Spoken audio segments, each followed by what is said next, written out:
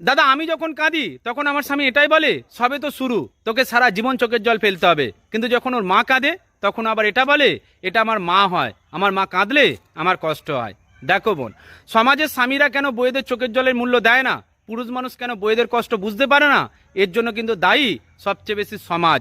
দেখবে সমাজের সকল স্তরের মানুষ সন্তানদেরকে কিন্তু মাকে ভালোবাসতে শেখায়। এ পৃথিবীতে কোনো একটা ছেলে কিংবা মেয়ে ভূমিষ্ঠ হওয়ার সাথে সাথে সমাজের মানুষ তাদেরকে শেখায় বাবা মার জন্য তুমি পৃথিবীর আলো দেখেছো, সেই জন্য বাবা মাকে সম্মান করতে হবে। কিন্তু এই পৃথিবীতে কোনো একটা ছেলে যখন বিবাহিত জীবন শুরু করে তাকে কেউ গিয়ে বলে যে এবার থেকে তোমাকে বউকে ভালো করে বাঁচতে হবে, বউকে সম্মান করতে হবে, এটা কিন্তু কেউ কোনোদিন বলেনি। আর এই জন্যই পুরুষ মানুষ মাকে সম্মান করতে জানলেও বাড়ির বউকে সম্মান করতে চায় না। দেখবে আমাদের সমাজে কোনো একটা ছেলে যদি মায়ের সঙ্গে সামান্য একটু অশান্তি করে ফেলে আশেপাশের মানুষ কিন্তু সবাই গিয়ে বলে ওটা তোর মা হয়, তোকে জন্ম দিয়েছে, মায়ের সঙ্গে ওটা করা উচিত হয়নি।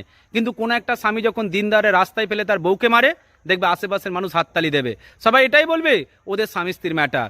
আর এই ওদের স্বামী স্ত্রীর ম্যাটার করতে করতে কত মেয়ের জীবন যে শেষ হয়ে গেছে, কত স্বামী যে আস্তে আস্তে জানোয়ারে পরিণত হয়ে গেছে, এটা কেউ বুঝতে পারছে না।